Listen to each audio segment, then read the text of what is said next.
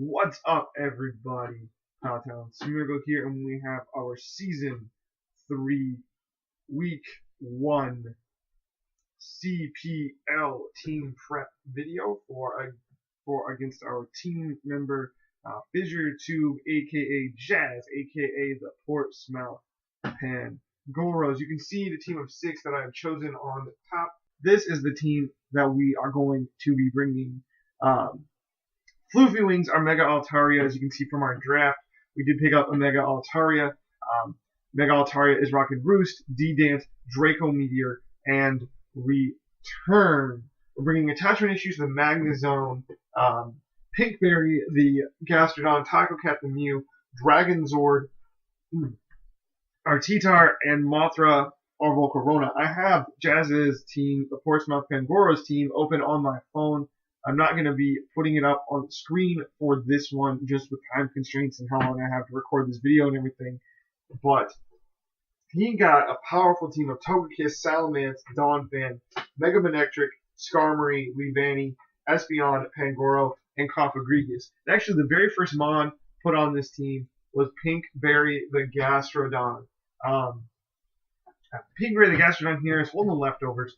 As you can see, it is actually rocking the ability Sand Force. This is because of the synergy with Dragon Zord, Artitar with the Sandstream. Looking at the Portsmouth Pangoros team, there weren't a whole lot of water type attackers, unless like we were going to be afraid of a Hidden Power Water, and I ain't going to ever be afraid of a Hidden Power Water. So I decided to go with Sand Force because Storm Drain, in my opinion, was kind of wasting an ability on this Gastrodon. And I did the calc. I can OHKO the Mega Manectric with the Earth Power after the Sand boost with the 4 EVs in special attack. So it all worked out great because I didn't have to sacrifice our defensive strength in order to go for this powerful Earth Power, but also do huge amounts of damage to the Donphan with a Scald.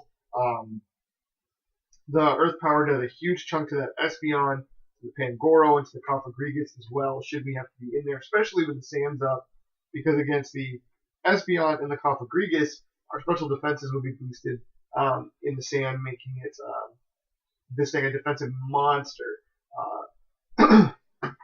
So we'll start off with, then I went ahead and added Floofy Wings, our Mega Altaria. It's a Mega in a draft meeting like this. You kind of have to bring all the powerhouses you have. We are Rocket Roost, D-Dance, Draco Meteor, and Return. Draco Meteor OHKO's the Salamence, does huge chunks to just about everything else, barring Spadef Assault Vest Donphan. It did like a clean 75%. So I was like, okay, we'll toss that on there instead of rocking out with Outrage and getting locked in for the Togekiss to come in and just on us. So, and Roost D-Dance mainly because I was like, we need to get our speed up because our team is rather slow. You can see from our draft analysis. And Mega Altaria only having base 80 speed doesn't make us the slowest cat in the kitchen, but it's not the fastest either. So D-Dance and Return, Return just hits like a truck. We could have gone with Double Edge, but I figured let's go with Return. We're already going to be taking damage as it is when we have to D-Dance up. So up next is attachment issues on Magnezone, and this is probably going to be my lead against Jaz. We're rocking Volt Switch, Thunderbolt, Flash Cannon, and Hidden Power Fire. He's got them attachment issues because he just holds on to all those steel types. You don't want to let him go. Mainly because Hidden Power Fire, OHKO's the Leavanny. Let's see, there was another reason that I had it on here as well. It Volt Switch, OHKO's the Togekiss, does 60% with the choice specs and the maximum special attack nature. I think does 60% to the Salamence. The only issue is if he leads Donphan, we're kind of screwed. We have to hard switch out. But Skarmory, it OHKO's with the Hidden Power Fire, or the Volt Switch, either or, so we're kind of safe there. We can just go for Volt Switch if he leads Skarm, because then he can't switch out. So, and he knows he's going to get killed by Hidden Power Fire, so we might as well just go for a Volt Switch, bop that thing, get some switch initiative right into our Dragon Zord, set up that Sand to get to Pinkberry and start wrecking shop. Volt Switch does a good chunk to the Espeon and to the Pangoro, and I think Specs, Max, Modest, Volt Switch, or Thunderbolt. It's probably Thunderbolt Oko's the Cofagrigus. So I was like, well, attachment issues has to be brought because it just absolutely poops on our opponent's team. We've already gone over Pinkberry and why we're bringing it. We have Taco Cat, the Palindrome, Mew, rocking the Colberberry because knockoff from Pangoro, knockoff from Dogfan, knockoff from Cofagrigus, Dark Pulse from Cofagrigus, Dark Pulse possibly from Espeon, Snarl from Mega Manectric, or a Night Slash from Salamence can do huge damage. So we're just going to go for the Colberberry to reduce that damage, especially from those knockoffs. It's especially defensive utility set with Will-O-Wisp, Defog, Knockoff, and Roost. We had to bring Defog this week because my opponent not only has Hazard Setters with Donphan and Skarmory, it also has Hazard Bounce Back with Espeon and Sticky Web Setter with Leavanny. So I was like, I gotta bring Defog, or my already slow team is going to be extremely slow. So yeah. But we're rocking Will-O-Wisp, so we can go ahead and burn that Salamence, Donphan, Skarmory, Pangoro, and maybe even the Cofagrigus to do chip damage.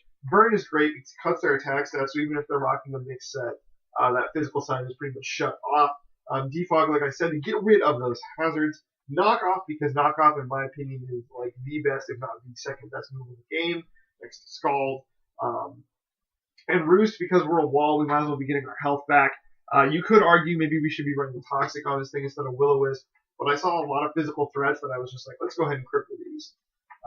So that's Taco Cat on Mew, obviously rocking the Synchronize ability with Max, Special Defense, Max HP, and a couple EVs in attack. Went with really simplified spreads this week, just because I didn't have a ton of time to prep, and we needed to have max speed on a lot of our mods, so I was like, let's just simplify it. We have our Choice Scarf Dragon Zord, the Tyranitar, the Sand Stream. That way we have that synergy with the Sand Force from Gastrodon. Rocket Pursuit, Stone Edge, Earthquake, and Ice Punch. The Ice Punch is there for the Salamence. Salamence Choice Scarfed, I believe, does outspeed us. So we have to watch out for that and make sure we find out if it has Earthquake or not. It probably will.